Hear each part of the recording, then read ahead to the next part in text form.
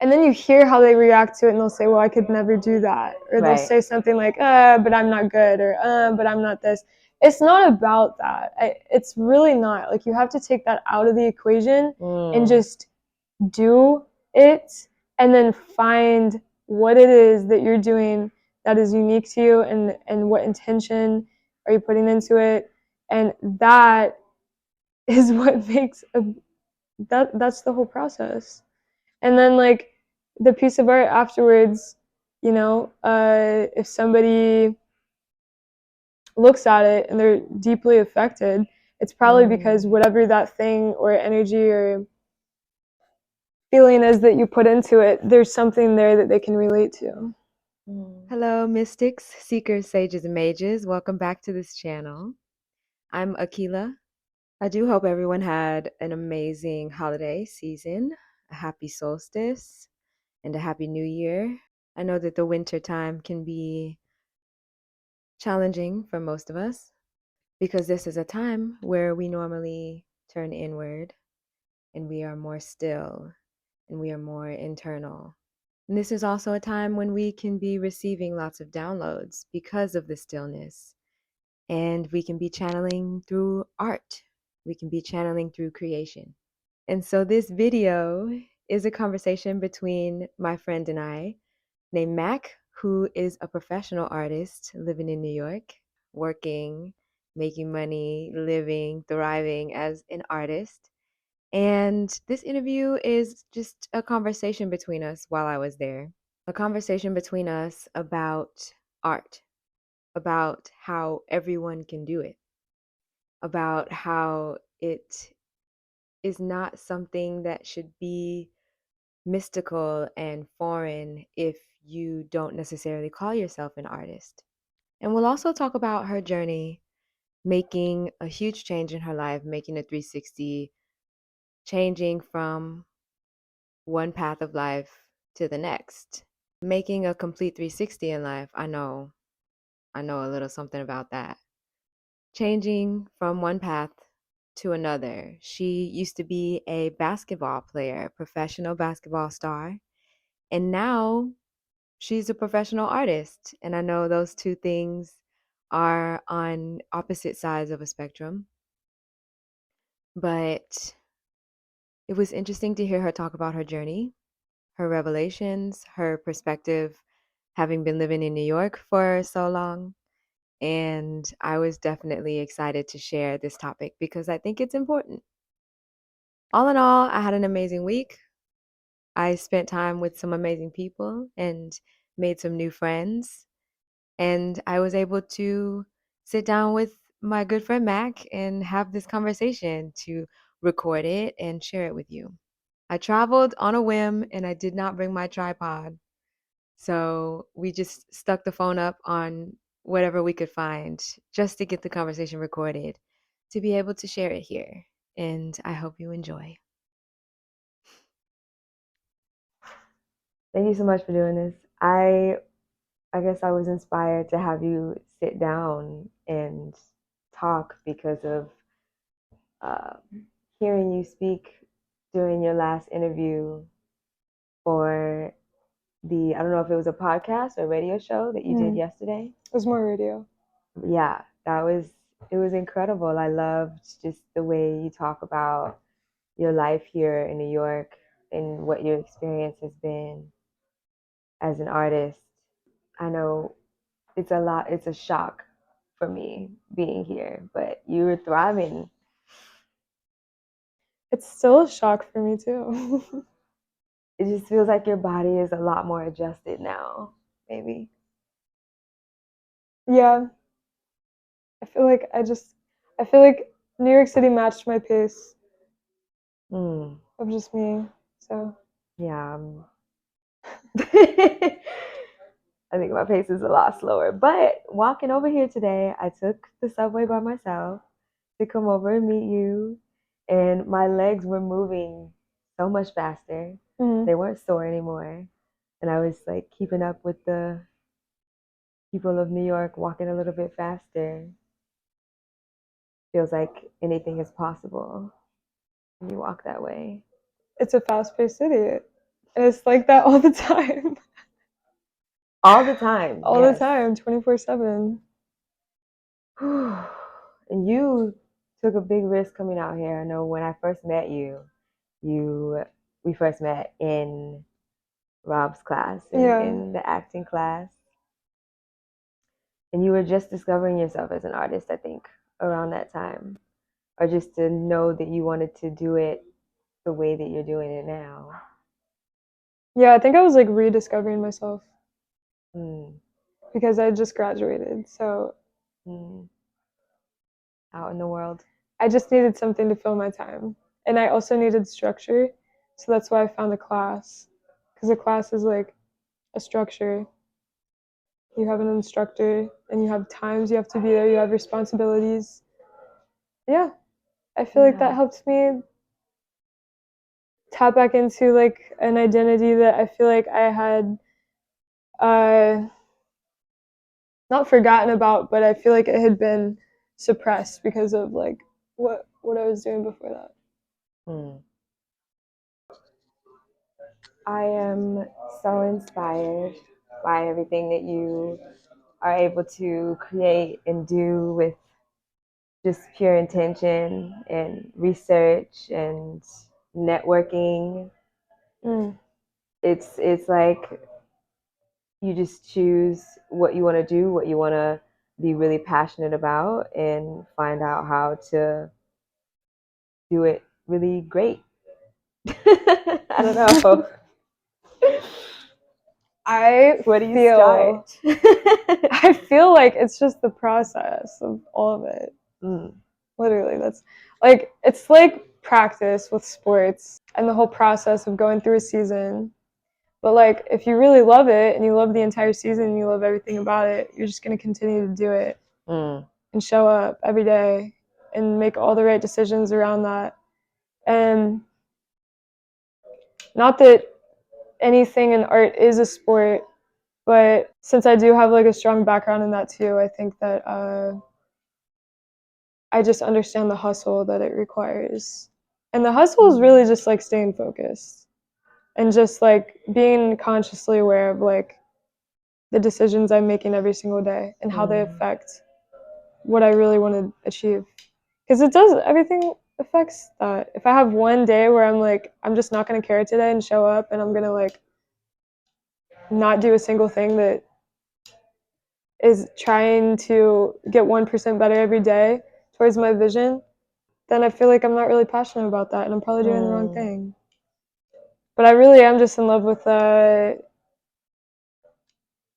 guess, just creative industries and the type of communication that is. Because I do feel like art is a communication. That's beautiful. I mean, it really is. I think words, like, I don't know. I studied logic and rhetoric, and it's cool how like mathematical it can get to equate to like truths. But I think that like something like visual art is like a language that just interacts with your senses and your feelings. It really does. So, and you can communicate deeper things than you can ever try to communicate with words. So that's so true. That's why I choose to do that. And I'm also thinking now, before I forget, wanting to talk about art in a way. Can you tell me what you told me before, how we can be artists just by living? How we don't have to call ourselves artists to do art, is what I mean.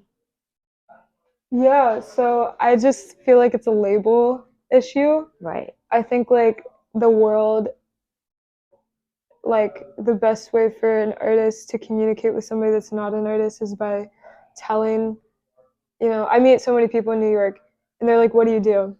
And I tell them, I'm an artist. Even though I'm just like, I usually get the response of, oh, well, I could never be an artist. And I'm just like, right. It's annoying, but I also feel like I didn't change anything to become this. I just feel like I just embraced like doing what I want. So I feel like that's so radical. I love it. I mean, there's definitely like a business aspect to it to be a professional artist and living off of your art, but I feel like the type of work that we do is what all of us were doing at one point, like when we were younger. So and we forget somewhere along the way, I think, or start to judge ourselves. I know I judge myself quite often, and it stops me from creating as much as I would like to. How do you free yourself up? Microdosing. I do. I feel it when I am creating, when I can finally sit down, or when I force myself. That is very meditative, and I'm communicating in a different way. Is it the same for you? Like, as you're creating, you feel yourself transcending in a way? Yeah. I've definitely had some moments that are more transcendental than others, and then I've had some pieces in particular that I've made where the whole process I knew that was really tapped into something else. And then I've had pieces where I maybe didn't feel that as much in the moment, but that feeling came to me throughout time as I spent time with that piece afterwards. And wow, I don't know. It's beautiful. It's magical. I love seeing things pour out of you. I'm really glad to know you. I'm glad that you are taking time to talk to me. For, I guess, people who are curious about art, people who, of course, admire art, but maybe feel like it is something that is distant that artists do. When it's something everyone can do. Do you agree? Yeah. 100%. It's just because like people it's a different way of thinking and existing in the world, and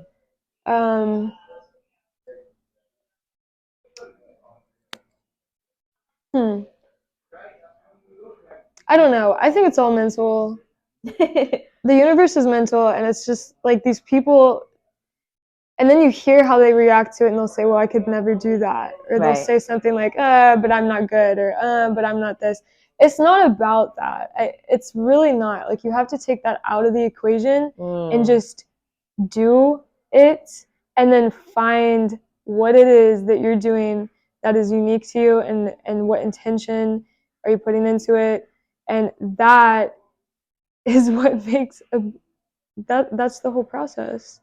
And then like the piece of art afterwards, if somebody looks at it and they're deeply affected, it's probably because whatever that thing or energy or feeling is that you put into it, there's something there that they can relate to.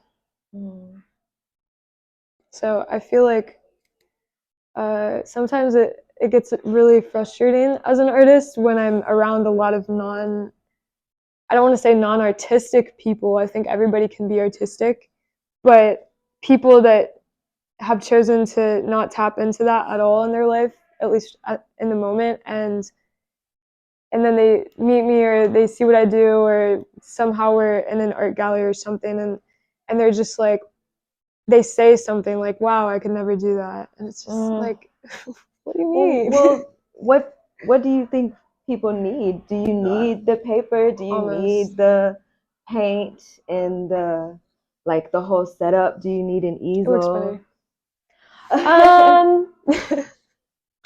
Yeah, I'm sure that's something that stops most people, is thinking like, I would love to create, but I don't have an art space.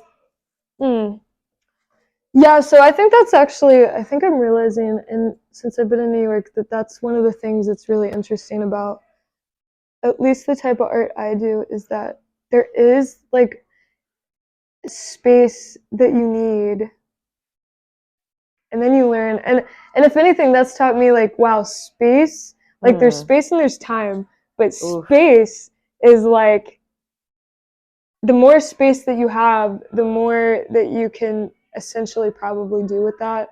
But at the same time, I think it's, with that being said, like the type of big artworks that I create like this, I couldn't like go on a subway and like sketch this down, or like go to the beach and like sketch it down and do it. Like I have a space for it, so I'm able to do this bigger, more, I don't know. This is probably one of my best pieces, but it's really good. Thanks. But I feel like, I don't know. I think at the same time, the amount of time I'm on the subway and I just see somebody sketching down what they see on a little sketch pad, like that's almost free. You do need tools though. You need some type of tool for visual art like that. At least a pen. At least something. At least something to do it on, and that could be a wall. It could be a piece of paper, and then an instrument. But of course, like if somebody wants to express themselves that much and they don't have tools, then they can just dance or something. Yeah, I love dancing. I dance every day. If I don't, my body hurts. Like there's shit stored in there, you know. That's really good. I've learned a lot. I feel inspired. I'm like wanting to go get a little $1 notepad to keep in my purse now. I highly recommend that, because the notes app on the phone is great, and I do use that, but I also think like there's a certain power to writing down ideas. That's, you know, I seriously think that when you take the effort to write it down rather than type it, like, because we talk about screens too, like you already know. Yeah, I'm surrounded by so many fucking screens. Yeah, so many. And for the type of art I'm doing, I'm just like, wow. There's a certain distance I have to keep from screens, but I still feel like sometimes they're just creeping up on me and I can't even control it, especially here. Especially in New York, you mean? Especially in New York, and especially even in this building. This is a tech startup incubator. Right. And I'm a traditional artist. So it's a really unique situation. The energy is different. Yeah.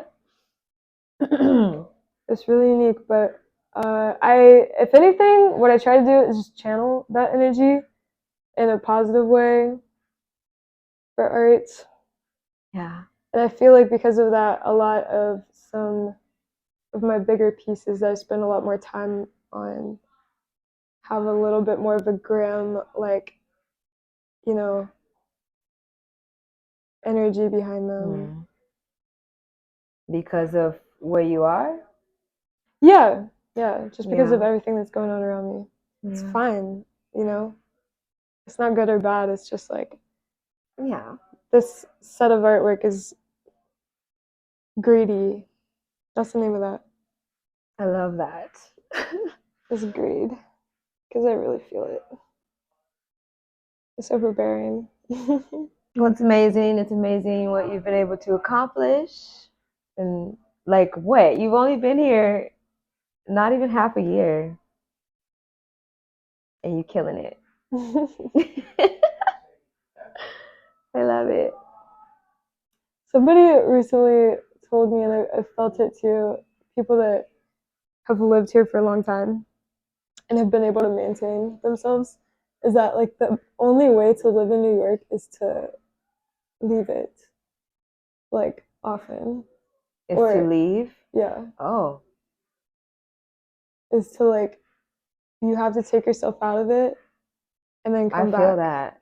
I feel that deeply. Like, dude, the energy here it's amazing. I love it, but it's so much. It's a lot. It's a lot of energy going on here.